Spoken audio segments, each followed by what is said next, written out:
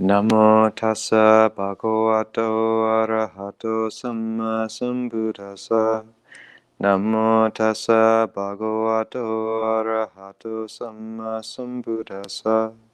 Namo tassa bhagavato arahato samma sambuddhassa. Buddhang dhammang sanghang namasami. Sorry, we're learning how to do this technical thing.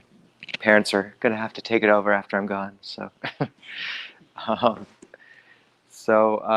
hope everyone had a refreshing nap / swim / whatever all of you did.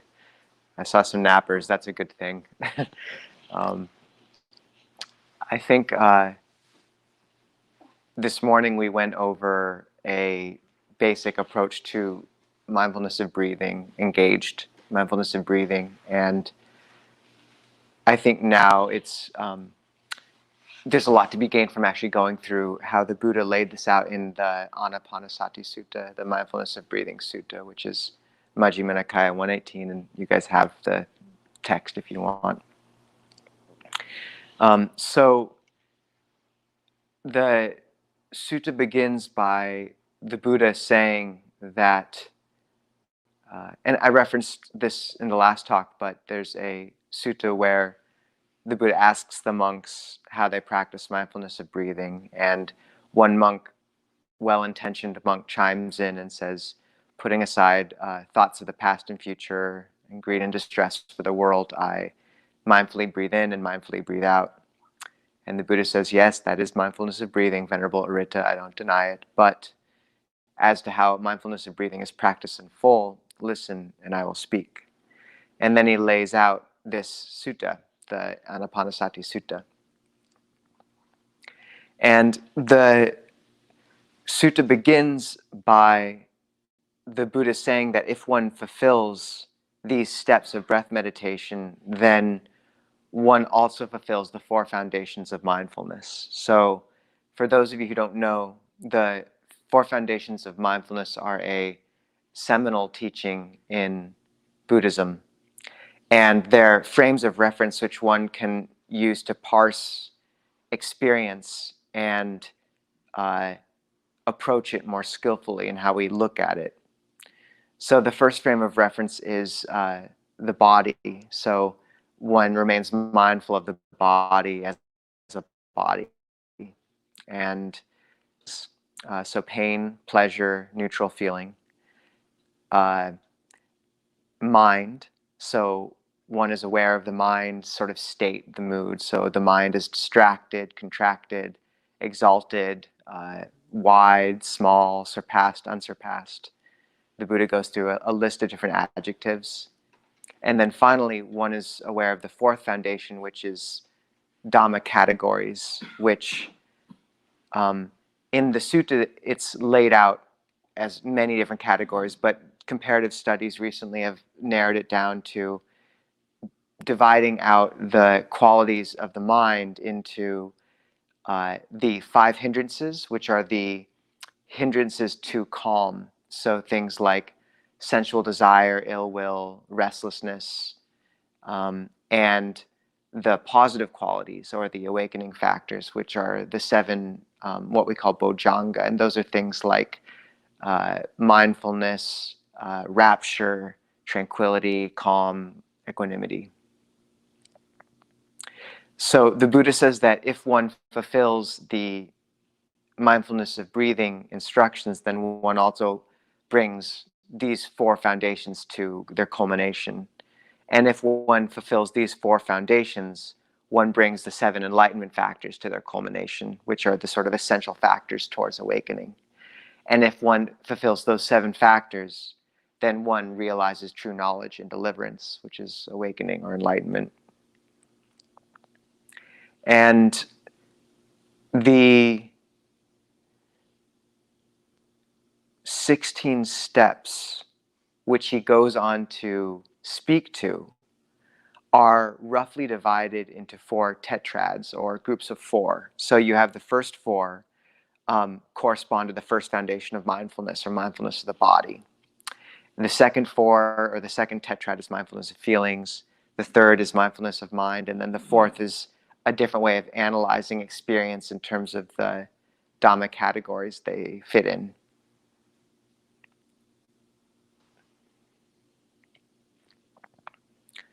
So the Buddha begins by instructing one to set one's body erect and bring mindfulness to the fore, and then to breathing in long, one knows I breathe in long, breathing out long, one knows I breathe out long, and that's the first step. And then breathing in short, one knows I breathe in short, breathing out short, one knows I breathe out short. So this is where one of the issues with how mindfulness of breathing has been taught in the West is people are told to just bring awareness to the breath and then just let the breath come naturally and be what it's going to be and not control it. But we're, as modern people, neurotic and controlling by nature. We love to control things. And if you come out of a day of working and emailing and then are told to just let your breath gently be, it doesn't usually work. And what happens is the tendency to control goes under the surface and begins to move at a sort of subterranean level. And that's when you can get into a very confused mind state, and things can get tight and knotted up. So if you have this sort of momentum from the day and tendency to control, it's much more useful to work with it consciously until it slows down of its own accord. And so instead of right off the bat being like, I will not control my breath, stop trying to control my breath, and controlling yourself towards not controlling your breath. And I mean, I know I've tied myself up in knots many times through that, or did.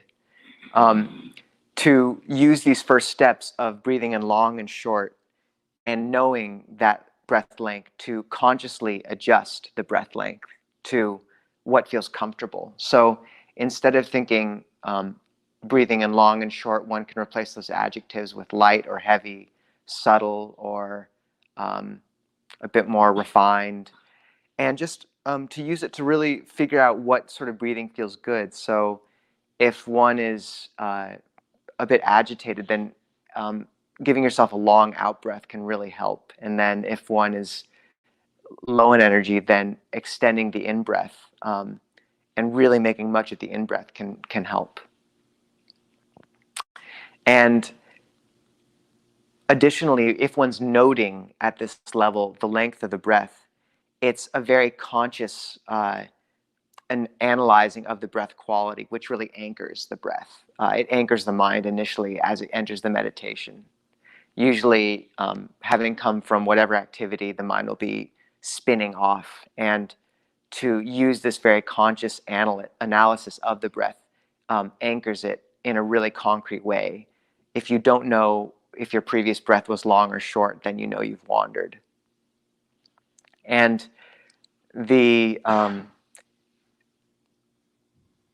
this is helpful in that it can begin to kind of calm one down, and also really gives one a very concrete way of coming to a center.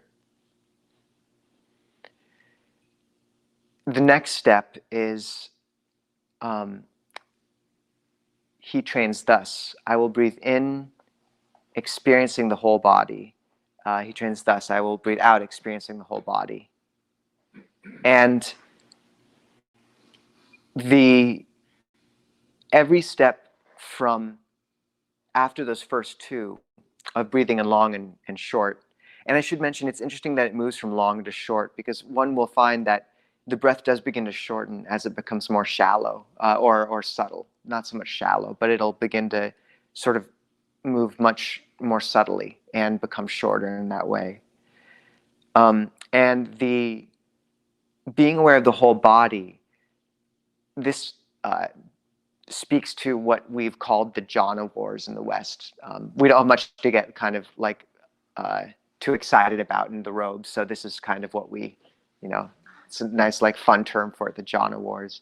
But it speaks to a real issue, which is that this term whole body became translated about 500 years after the Buddha as, or interpreted as, the whole body of the breath at the nose.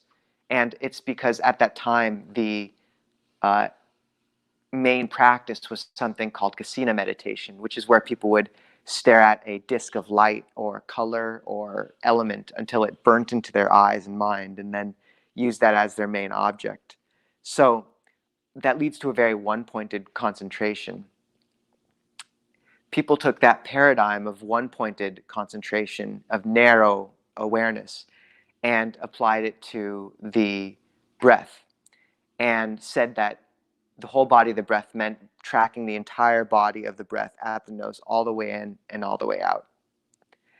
And when the mind is calm, that is really good to do, especially if one maintains a wide field of awareness simultaneously.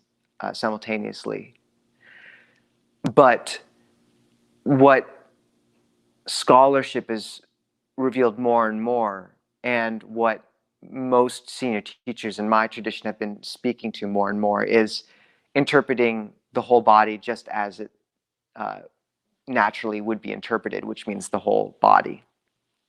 And so this, at least initially, when our minds are really active.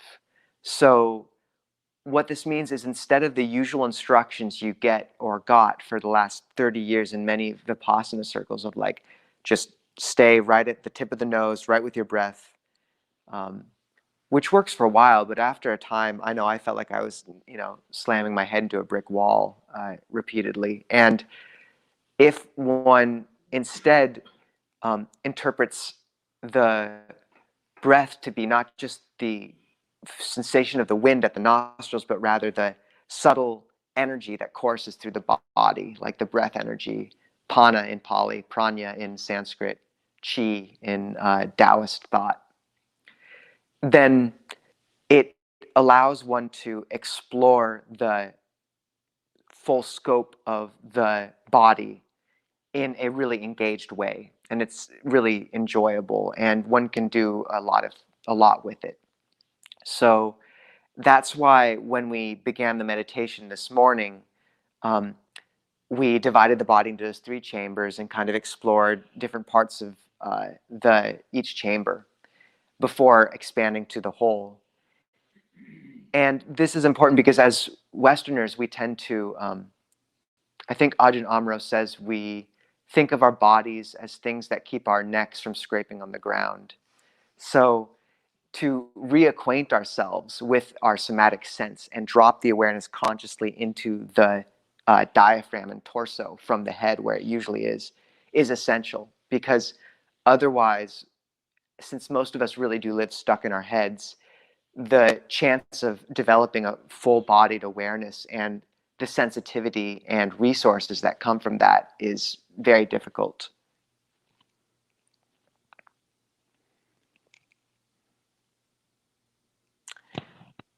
So frequently expedient means are helpful in that.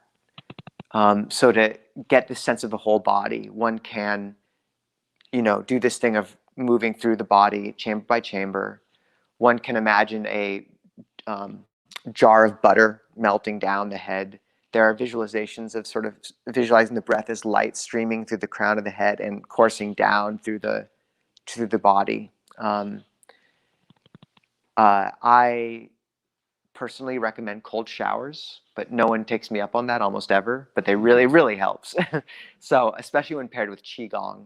So Qigong's very effective too.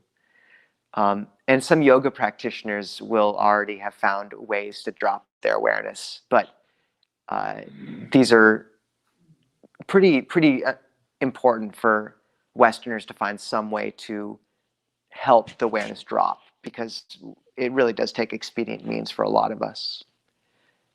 So I just jumped in the river when no one was looking.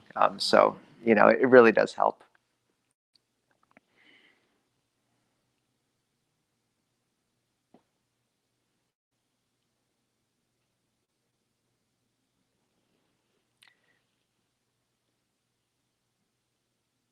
So when one does this, one begins to expand the awareness to encompass the whole body.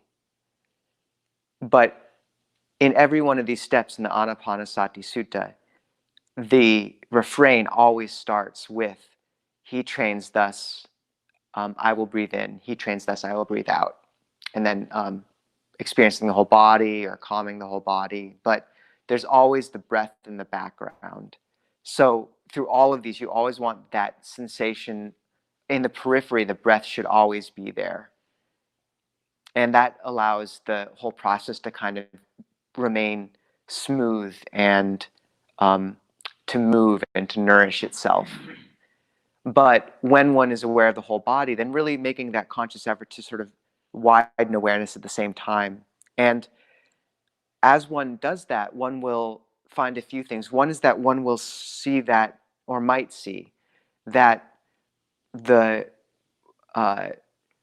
one is trying to breathe in a very, the usual motions our body has to make to breathe, like pumping the lungs in and out very coarsely.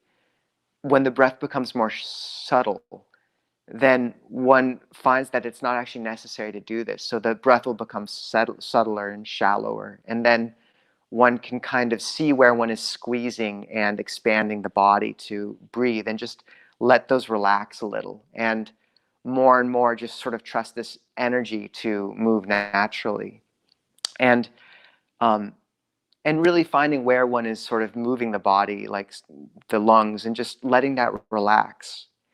And usually the subtle energy will move around these sort of meridians, so up the spine and down the front of the body in a circuit, or up the front of the body and down the spine, depending. And the fourth step is that one trains thus, I will breathe in, calming the bodily formations. I will breathe out, calming the bodily formations. So this is, or can be interpreted as the step of those bodily movements. Formations in this case might be best translated as activity. So that sort of bodily movement of, say, expanding and contracting the lungs, or whatever it is, just really letting those calm and just letting the body become more and more still.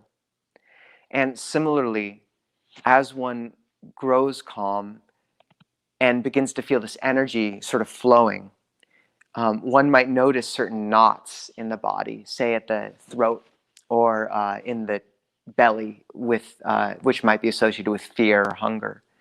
And letting those relax and calm is what will let this sort of subtle energy flow much more freely up and down the body.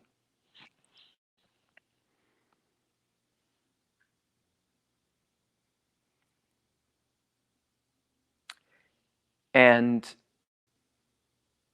Bhante Analayo compares the first steps of this tetrad, the first two of breathing in and out, long and short, to a condor flapping to get off the ground. But then these latter two steps are much closer to the condor beginning just to soar without moving its wings. And you'll feel that is that you are trying to maintain this wide awareness of the body, but at the same time, keep an awareness right on the sort of subtle thread of the breath at the nose, or at another point that you feel it very prominently.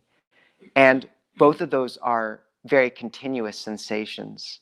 So instead of it being in and out, suddenly it's either a very smooth sensation of the breath energy flowing, or it's a very smooth and continuous sensation of the subtle breath at the nose without any break between the inhalation and the exhalation. And so it becomes continuous.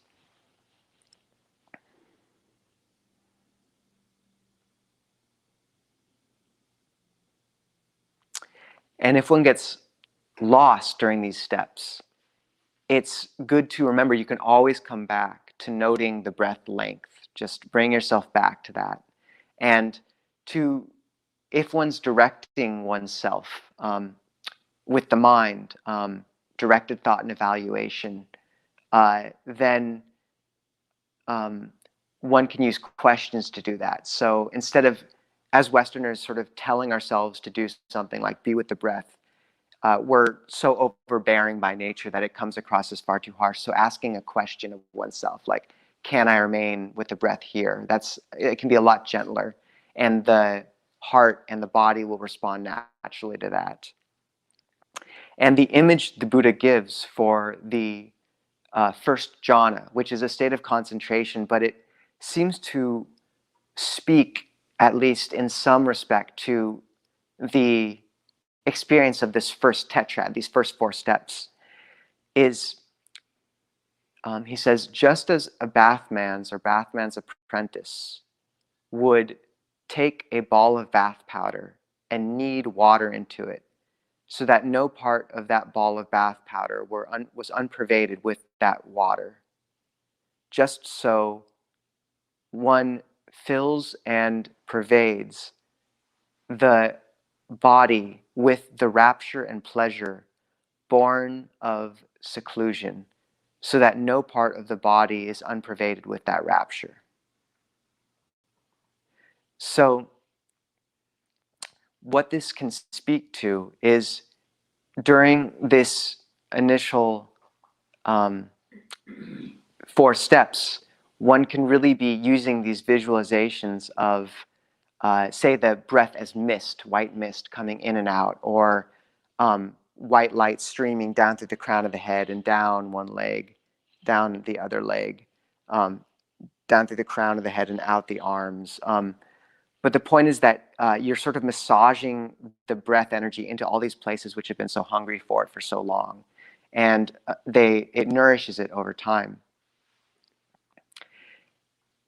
Which leads us to the next step, which is the 5th. And it says, one trains thus: I will breathe in sensitive to rapture, and I will breathe out sensitive to rapture. So this word rapture is, in Pali, it's translated as, the word is piti, P-I-T-I. And it's been translated as rapture, but I think a better translation might be refreshment. Because it's etymologically related to the word for drink. And it's this real sense of, as that breath energy begins to flow up the meridian and down the meridians, it nourishes one. And there's this real sense of being nourished and soaking it up. And so often we have no idea how starved we've been for that breath energy. Parts of our bodies have just been completely cut off for ages and years, whether because of trauma or just the trauma of sort of modern life, which is pretty much us living up here. There's a great line from the Dubliners that Ajahn Amaro quotes a lot, where he says, "Mr. Duffy lived a short distance from himself, viewing his actions and thoughts with mild suspicion," I think, or no, suspicious sidelong glances. And I think that's how a lot of us live. And so the idea is that you as one becomes sensitive to this refreshment flowing through the body, this is the bathman kneading the water into that ball of bath powder, which is what in the Buddha's time people used as soap. It's sort of like how we would knead water into flour to make dough. And so this means that the mind is actually pretty active at this point. Like, the hands are directed thought and evaluation, which in Buddhist terminology is sort of these applied perceptions. So say these visualizations, or asking oneself, can I be aware of the whole breath or the breath here? Like, this is an applied perception, and it's the hands of the bathman's apprentice. So you need this refreshment into the body. And it's compared in the rapture is compared in the commentaries to coming across an oasis after stumbling through the desert for days. And that initial drink, right when you begin to drink, that's the rapture.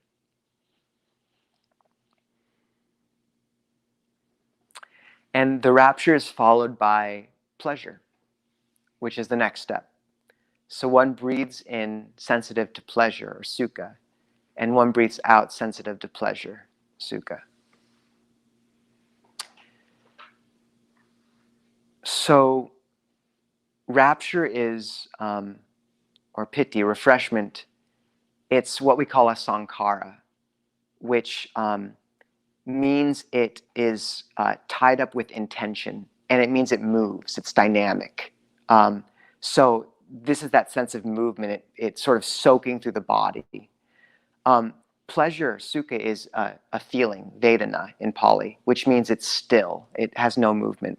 And so the idea is that in the commentaries, it's compared to after you've taken that first drink, it's sort of just after you've begun to sort of drink it and be pretty satiated, but continuing to drink. So this would be when the ball of bath powder is completely pervaded. And it's as if the body is soaked in all of this rapture. And now it just, you feel full. And that movement kind of slows because all these parts of the body that have been so starved have been nourished for a time. The analogy the Buddha gives for the second jhana, which once again doesn't perfectly correspond to this, but I find it kind of speaks to the experience perhaps, is of a lake with no inflows to the north, south, east, and west, but fed by occasional showers from above and showers from below, or in a spring from below, so that no part of the lake was unpervaded with cool water. Just so one pervades the body with the rapture and pleasure born of composure. So that sense of the spring of water, I find that is related to this sensation of rapture or refreshment, breath energy sort of rising naturally, and it begins to flow very naturally. And then the next analogy is of a pond of cool lotuses, resting in cool water so that they're completely immersed from their roots to their tips. And in that analogy, you'll notice that the sense of motion that the previous analogy has.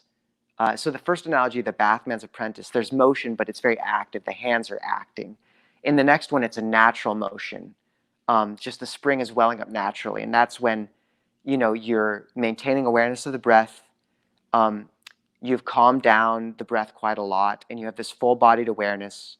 And this breath energy is flowing fluidly without you having to do much. And then this third analogy speaks perhaps to that experience of the body's been pervaded and things are just resting completely still. But there's this sense of pleasure in the body.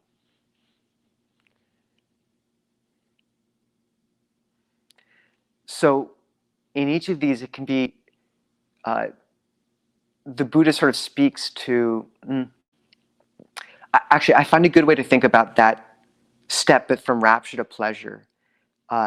It's as if this breath energy is circulating around the body like an electric circuit. And what happens with an electric circuit like that is you get a still magnetic field that is an emergent quality. And similarly, that sort of pleasure might be looked at a little bit as this sort of emergent stillness that comes out of that motion after a while. And soon that becomes brighter and brighter.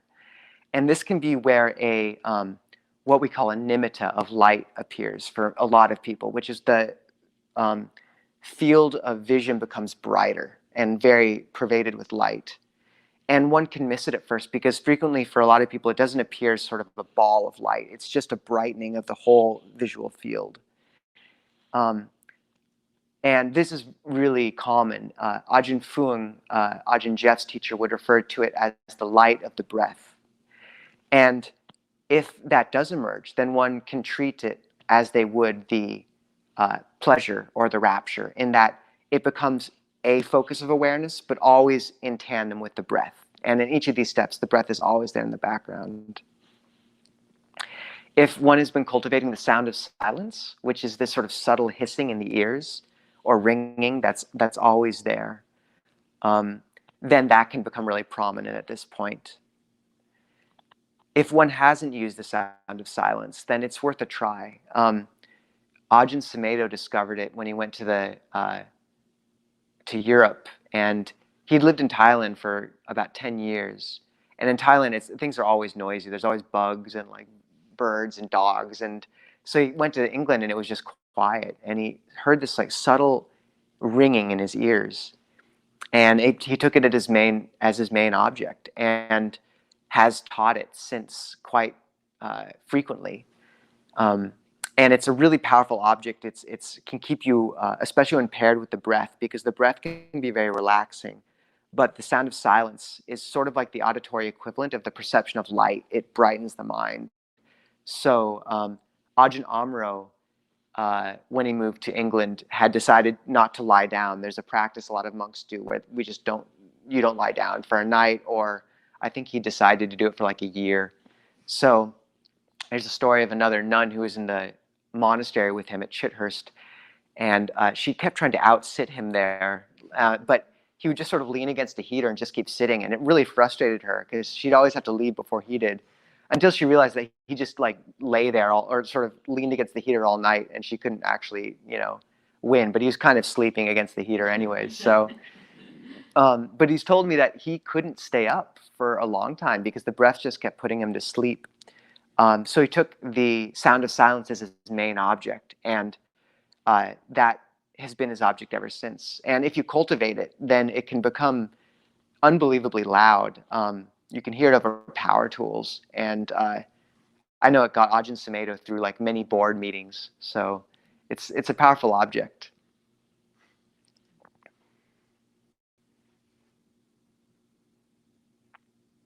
So this is where the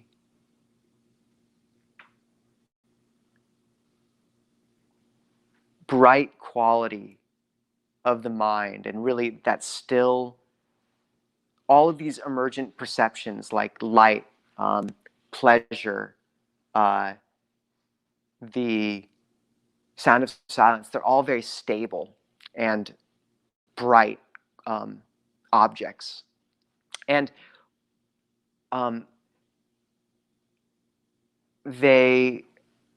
my experience is that, one is simultaneously keeping a very concrete, continuous tracking of the actual breath at the tip of the nose or wherever, but also keeping this sort of wide awareness, which seems to be much more associated with this perception of light and broad feeling of sukha. But at first, I've always found it very difficult to hold both in my mind at the same time.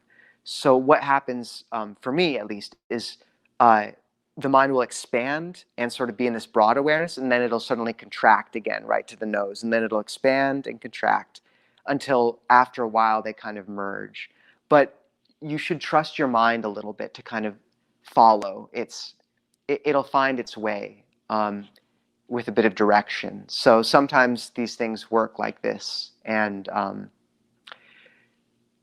the next step, and we'll stop in a second because this is a lot, but is that one trains thus, I will breathe in sensitive to the mental formations, and one trains thus, I will breathe out sensitive to mental formations. Mental formations is chitta sankhara in Pali, and it implies mental activity. So it is defined in one of the suttas, an amazing sutta, where this nun named Dhammadina sort of just schools her former husband in Dhamma. Actually, he's a non-returner, so they're both doing very well, but she's an arahant.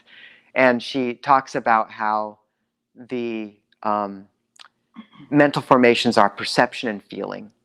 So it's as if I compare this to, we have a lot of mental perceptions going on through our days, and we orient through them. It's the sort of thoughts or the visualizations, sort of the mental landscape we built for ourselves. And we've been, in the previous 6 steps, we've been using that. We have an idea of the body, we have an idea of how the energy is moving through it. But as the mind calms down, then it's as if this sort of brightness which begins to come, this still field, is a canvas. And all the calligraphy on top of the canvas, all the writing, which is the mental activity, begins to fade. And, or rather, it doesn't fade, but one becomes very sensitive to it because that bright backdrop is becoming ever more prominent and bright, so that one can see the letters very clearly, and they seem increasingly coarse and unnecessary. And so the next step is to breathe in and out, calming the mental activity. And my sense here is that this is when one kind of lets go of a lot of the thoughts and images which one has even subconsciously been holding. And it can be very disorienting because we've almost never had a mind that calm, and frequently people can really scramble. It's as if you've stepped onto a mountain peak and suddenly you're sort of flailing around. So there's a few things which can really help, and one of them is really just to let the mind really focus continuously and take its kind of basis at the breath wherever you're finding it, and it'll just want to be there with the breath the whole time. But if you kind of let go of that too much, or the field of awareness and sort of that bright light, but if you kind of don't let it rest more in that very consciously, I find that there can be a sensation of feeling really lost, because it's so subtle. But my sense is that this is like letting all those that ride fade away and letting the canvas. Another aspect of this is these sort of, when before we have a thought, one really brilliant part of this way of cultivating breath meditation is one becomes sensitive to subtle points in the body as they manifest in knots in the body. And before a thought manifests, frequently it'll be preceded and accompanied by a physical pattern. So I find that when you get to this place, this stage, then sometimes there'll be a sense of tightness, say, in the head, and before a thought happens. And I don't know if anyone here has used trigger points, but it's where you find like a sore spot and you press it really hard and then it'll release. And I find that my mind really wants to do that with that sort of mental formation, is you let the mind go to it and clench, and then it'll drop. And this is a way of kind of mitigating the thoughts before they even come up. So you're addressing the most basic mental activity below the thought before the thought actually manifests.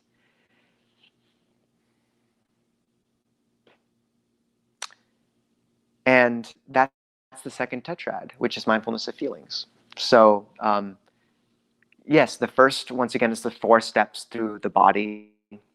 And you can really see if you're cultivating that correctly if you come out of it with a sense of refreshment. And if you're having trouble getting to that, then it is useful to experiment with visualizations. There's a few great books by Ajahn Jeff, or translated by Ajahn Jeff, called Keeping the Breath in Mind, Ajahn Thanissaro, and With Each and Every Breath, which are on his website, dhammatalks.org.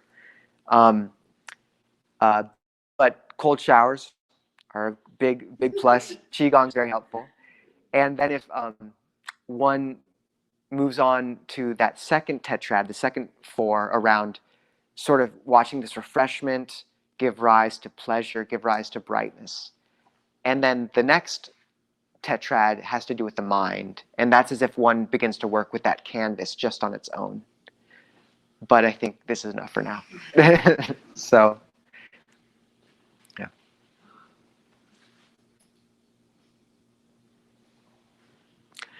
So we have time for some questions, if people have some things they'd like to discuss. And Danny, if you could see if we have any comments. Thanks. Okay. And we are live, yes. Okay.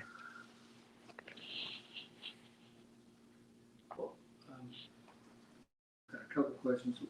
I guess the latest one is, are PT and Sukha, are they mind conditioners? Yes, in the sense that, so mind conditioner is an interesting term. I mean, it's an English term. This term chitta sankhara, which appears later, mental formations, mental activity. Chitta means mind, and sankhara, or mind, heart, and sankhara means, oh God, it's the most complicated word apart from nibbana and dukkha in Pali. It means formation or activity, program, or in this case, I've heard Ajahn Pasano refer to mental sankhara as conditioners of the mind. So perceptions and feelings. So it's yeah, these mental qualities basically, or things that do manifest mentally. And so that can be an image, a thought, a feeling. But the interesting thing about piti and sukha, refreshment and pleasure, is that they're also really bodily based. And that's why they're sort of halfway between the body and the mind, which is why they're in the second tetrad of feeling. Because they're very visceral, but they have to do this sort of subtle energy. So they're on that sort of edge of that. But they're leading more and more towards, I'd say, the mind. And one will, I find that one feels this. It's sort of like initially your awareness is very much in your body, but as awareness brightens, you'll kind of feel that whole field of awareness kind of just bubble up and rise. And if someone isn't familiar with, say, Kundalini yoga or something, you'll know that, say, the chakras they speak of get higher and higher. So it's not an exact parallel, but yes, is sort of the question. Okay. Yeah. In the same line, then is the breath body, is it sankhara too, isn't it? And doesn't it condition the breath, conditions the body, especially early on, and then later on, the body can condition the breath. So we're talking about being conscious of breathing long, breathing short.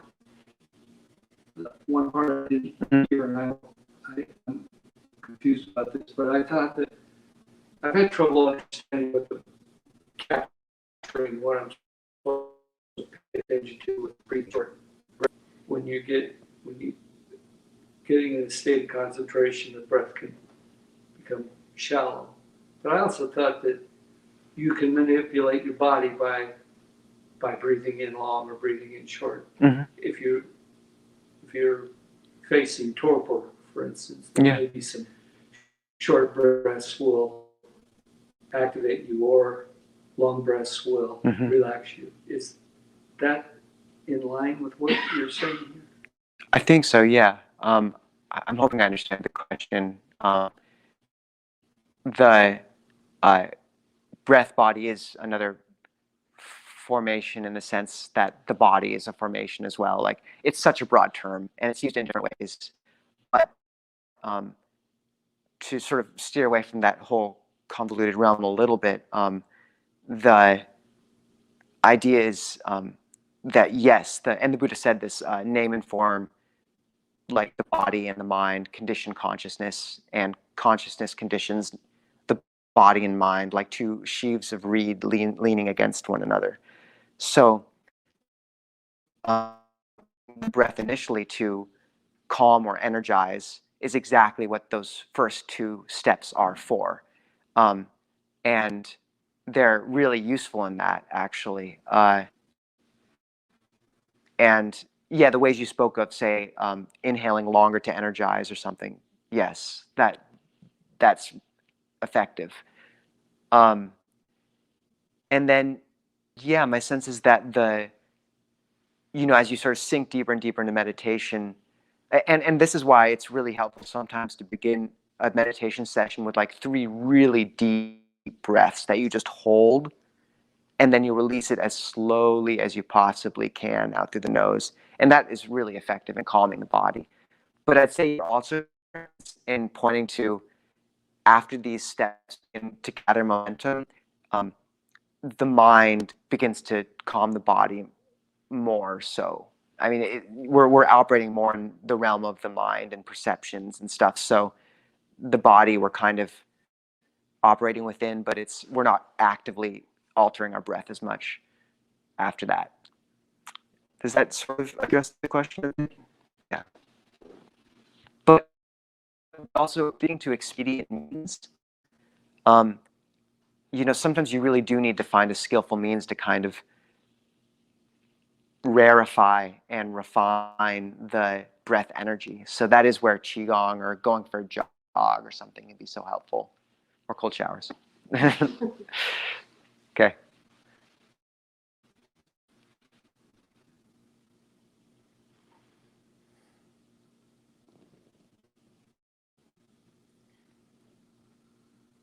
Well, I find that if I keep even the first 8 steps in mind while I'm breathing, it keeps popping me back up here. It's like such analysis, and I'm not particularly fond of that. But what I do like is when I tune into my breath and play with it a little, like Morty was saying, okay, slow breath, what does that do? Lighter breath, I love sort of being with the breath and then seeing what it does, seeing what the fruit of it is. That, and then I can go back and say, oh, I was there. But I have a hard time keeping those steps in mind as I go, where I am, it keeps me right up here. So I don't know if there's a cheat sheet, but I just, at least what I find for myself, I have to savor the breath. Yeah. Savor it, and then something magic happens. Yeah, no, I think that's a really good point. Is how you work with this is helpful. Like you bring up a good point. Like if you approach this as like this is the regimen, and frequently like you don't go straight from one to the other. Like you'll pop over here and then you'll go back for a while, and the instructions are to become sensitive to the breath and your awareness is pretty much supposed to be with that object that's really calling your attention and the breath. And two objects is plenty, especially when you're getting calm. Like keeping in mind another 16 steps, or whatever. I agree. I think it's a little like having a map. If you walk through the forest like this, you're going to run into stuff a lot. Much better to kind of, you sort of know the trail, especially after you've been through it a few times and you get to look around. But like you said, it's nice to be able to come back every now and again and be like, oh, okay. So that's what it's a really good point is that, if you take it as like, all right, I'm moving through here. But I think the Buddha was really laying out this sort of natural progression. And you notice there's a lot of, it does move from like more coarse and movement oriented to more and more still, more and more refined. So, but yeah, I think you got it completely right. Like trusting your intuition, and then, and that's how I've approached it as well. It's sort of like you'll practice, and then you'll suddenly realize where you were, and you'll be like, oh, I was there. But sometimes it's also helpful in giving you a little direction. Like sometimes after you've been with the breath energy for a while, it just feels stuffy in the body, and like you don't want to be there anymore. And if you let the awareness sort of move more and more towards the brightness, just that perception of light, you realize the mind has become so subtle that it wanted to go there. And then you're like, oh, that maps perfectly onto the Ānāpānasati sutta, because that's mindfulness of mind. So I really agree, though. Good point. What are your thoughts? Did that address at all where you're coming from? Frankly, I never make it past step 8 very often. Yeah. I've been doing this for years. That's the thing is, if you get to step 5 and just get like some rapture going, it's like it's enough. Like that's enough to nourish a life. It really is. I mean it. And no, I feel the same way. Like Ajahn Panyavado, a really famous teacher in our tradition, he'd be like, all right, monks, before you ordain, get an experience of deep samadhi, because as soon as you ordain, it's going to be like 5 years of just like terrible meditations, because you're sort of in the ditches, like fighting the defilements in these other ways, and you're like samadhi may just have to take a backseat for a while. And it's not always true, but it's like when people begin meditating, these peak experiences are so common of like a really refined state of meditation. It's like beginner's luck or old karma or something. But then the defilements kind of catch on after you get a practice, and they block it. And that's the beauty about this sort of robust approach to breath meditation is the defilements try to block off certain ways, but there's so many ways you can play with it that usually you can find ways around them. But what's really valuable about it is that even if you aren't achieving these sort of peak experiences anymore, what you're able to cultivate, like you said, is like a really robust sense of refreshment. And that is deeply valuable. That's always almost good enough for me. Mm. Like, where was I all the time when it was, and slows me right down. And I can see more clearly. I can see more clearly. Yeah. Mm. Yeah. Can you talk to us a little bit about what the defilements are and what you mean by they're trying to block it? Oh yeah, thanks, Dad. So the defilements are something we call the kilesa in sort of the Buddhist jargon, and the ones we can think of here would be greed, hatred, and delusion are the root defilements. So yeah, greed, hatred, delusion. And usually you can tell when greed or hatred come up, but there's a monk who's like, look, I see greed and hatred, but I can't tell when delusion is there. And Ajahn Chah responded by saying, you're riding a horse and asking where the horse is. And additionally, you could also think of greed and hatred as the two arms of delusion. Oh, yeah. So pushing and pulling away, but in a way coming from ignorance. So these are like these are the profoundly deep things that have kept us in rebirth for, depending on if you believe in rebirth, your whole life or many, many lifetimes. And yeah, but they co-opt our own intelligence. And so I think we all have experienced, like you find a great metta phrase and you're like, oh, this is the best. Like it works so well. And then after 2 days, you're like, what the heck? Like, it just stops. And it's the problem with that sort of single focus technique of, say, bringing the awareness to one point or a mantra, is because it just doesn't work after a few days. It's just a perception, and a really simple one. But the body, if you approach it, it's like there's this huge resources here, and there's so many ways to work with it that, there's almost always a way. I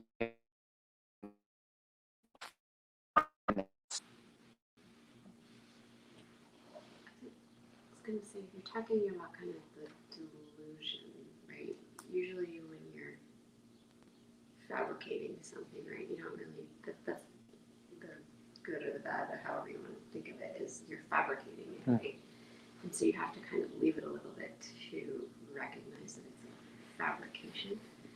Are you saying that those fabrications are usually either the greed or the hatred? They're one or the other, and then once you recognize it's a fabrication, and then to identify, is it the greed or the hatred, and does it fall into one of those categories, or is it something entirely else? Do you need to repeat questions for your question? You can't hear any questions when you're listening to a live stream. Oh, that's good to know. Thank you. Might want to repeat. I will repeat that. It's very good. Let me see if I got it right, because this will help too. So when the question, I think, is speaking about delusion, when we have made fabricated a fabrication, which might mean like sort of created a mental construct or fantasy or something, do we need the only way we seem to be able to get perspective on it is if we are able to get a bit of distance from it, and then is the proper course to identify if it's a fantasy or thought based in greed or hatred, aversion or attraction, and then what's the rest of the sort of... That was kind of the end of it, and then what do you do with it, of course. But that was really the question, is do you break it down into one of those. Okay, so do we classify a fantasy or thought as greed or hatred, and then what does one do with it? Okay, that's a good question.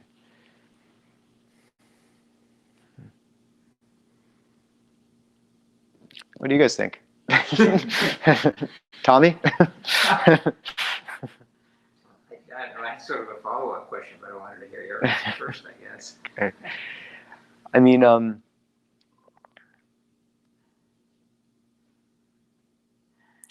the distance is important. I mean, that's also the beauty of cultivating some measure of stillness through meditation is that's what lets you have that still reference point. Because otherwise, like if you're just in a grumpy mood, you know, every grumpy thought you have makes complete sense.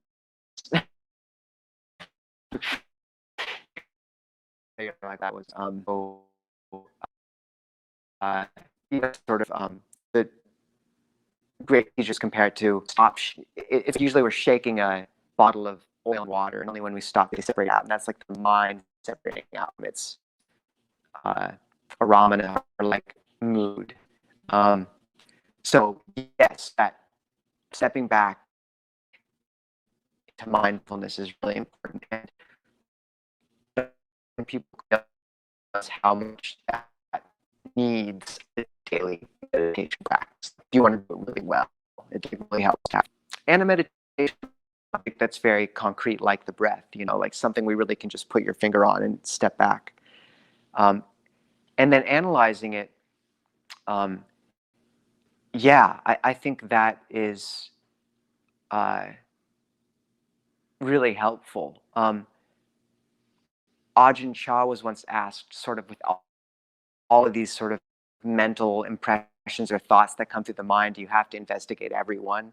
And Ajahn Chah said, look, it's like you're in a village and like you've seen a lot of these guys before. You don't have to stop and like have a conversation with everyone.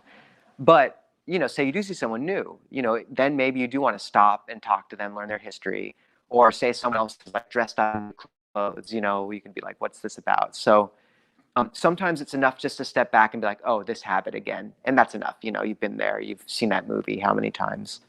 But sometimes it is worth really investigating it even deeper and like, where does it come from? This is, you know, say a memory of trauma or something associated with that. Like bringing it up in the safe space of meditation can be a really useful way to sort of,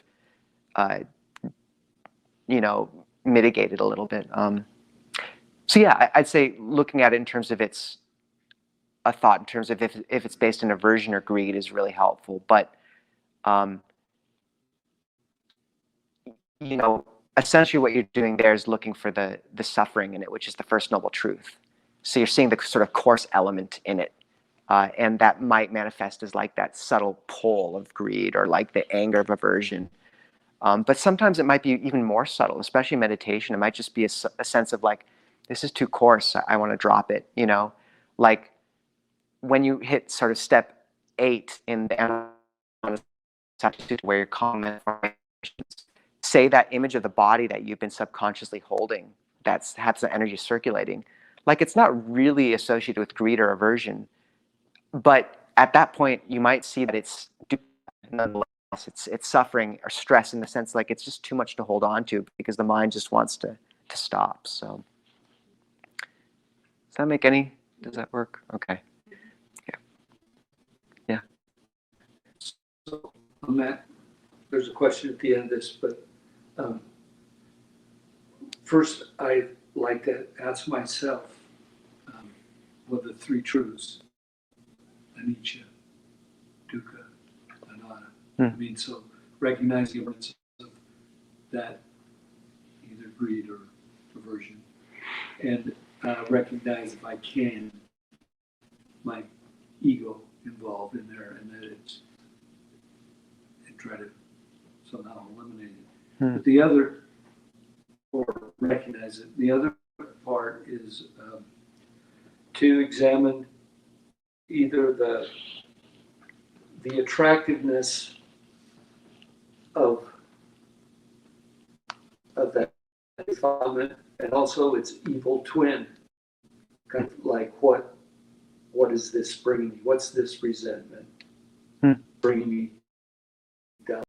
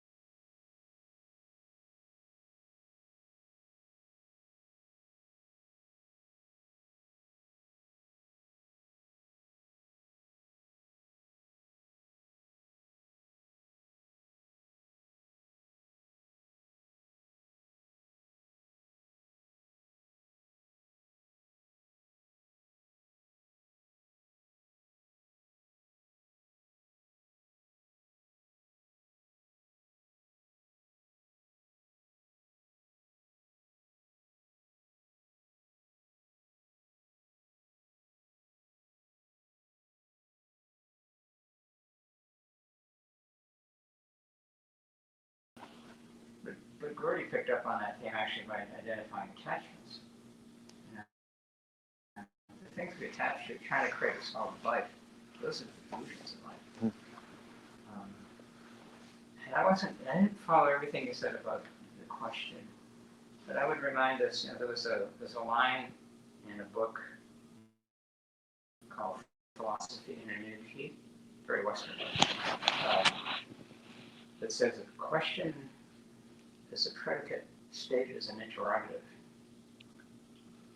So there's always there's a projection about what you want the answer to be. That's really good. So when you think about questions, and we think about this in Zen a lot, we just go eventually to what? I think Ajahn Chah would always, people asked Ajahn Chah how he always knew he sort of would turn the question back on the questioner a lot. And people asked how he could always do that. And he said if they didn't know the answer already, they wouldn't be able to ask the question. So it's very good. I really like that. There's a Buddhist idea behind that. It's just Western. Yeah, it's really good though. Yeah, thank you. And I have to write that one down. Gordy's question was something along the lines of, after speaking to sort of how he looks at defilements that come up and letting them go by seeing them as impermanent, etc., and also the drawbacks and the attraction of them, which is something we refer to as the gratification tetrad. You see the drawback of something, the advantage of it, and then the escape. And it's important to see the advantage of it too, like what attracts us to it. Why do we like to be angry? Because only after you see that as well, why you keep going back, can you let go of it. But then the rest of the question was, oh no, Gordy, remind me really quick. I had it. We deal with the mental formations. Yeah. Oh, Yes. Okay, so in meditation, sometimes the mind really does seem bright and clean, and yet he knows that there are these like problems and defilements kind of lurking back there underneath the surface. So what do? Do you sort of rest in the good times, or do you look underneath the covers and try to find these things? So it's a really good question. I would say, you know, if you're genuine in a bright space, which is not fantasy and is squarely within the realm of the sort of meditative domain, like if you're doing this breath meditation, if it's squarely within the realm of the breath meditation and it seems really bright and you're content, truly content there, then letting yourself rest in that and watching the mind become really bright is good, and sort of nourishing and resting. The idea would be that after a time of that, it's like walking into a very bright room. It's like it takes a while for your eyes to adjust. But after you've been there for a while, you start to notice the dirt in the corners. And that'll usually be very, very subtle things, like a certain thing you're doing to keep it going. Say with that circulation of the breath energy, you might notice that you're holding this concept of the body in your mind and that it feels too coarse, so you just let it go. And that letting go allows the mind to get even brighter or more still. And this is how samatha and vipassana actually aren't separate at all. They're just work together by skimming off the dukkha, skimming off the sort of stress and unnecessary elements until it becomes more and more refined. What seems to happen is that the mind will reach sort of a limit in how bright it can get. And then it won't go anymore. It'll begin to move really actively. And that's when you can turn it. Usually the Kruba Ajahns, the good teachers, say to turn it towards investigating the body. But that's a whole nother discussion. But using a suba to like look at what this body's made of, because our attachment to it is so deep. But one can also use it to contemplate everything in one's life. But if the mind has become that still and then begins to move, that's when you can turn it towards these things. But also, like, if you do have something that's been plaguing you, like something that comes up and really has deep trauma associated with it, coming to that still point in meditation and then really consciously it into that space and bringing up the memory and letting it kind of play out in this safe environment can diffuse a trauma quite effectively, I think. I've heard people recommend that. But yeah, like if you're genuine in a really wholesome, nourishing place that's very engaging, then letting that be is good. But if you do find yourself also kind of like wondering, oh, should I go into this? You know, maybe notice that, because that might be boredom. That might be a subtle aversion to it. Like if you're really engaged in a state, you're not having this sort of like, oh, is this right? Should I go here? Like, and in that case, just looking at that aversion and that boredom in itself, because that's a subtle defilement. If you find a way to move past that, then things get brighter. And yeah, don't worry about mucking around in the dirt too much. Like that stuff, we spend most of our lives there. Like enjoy, you know, some rest, I suppose. I think we should wrap up though, for this talk or quick Q&A.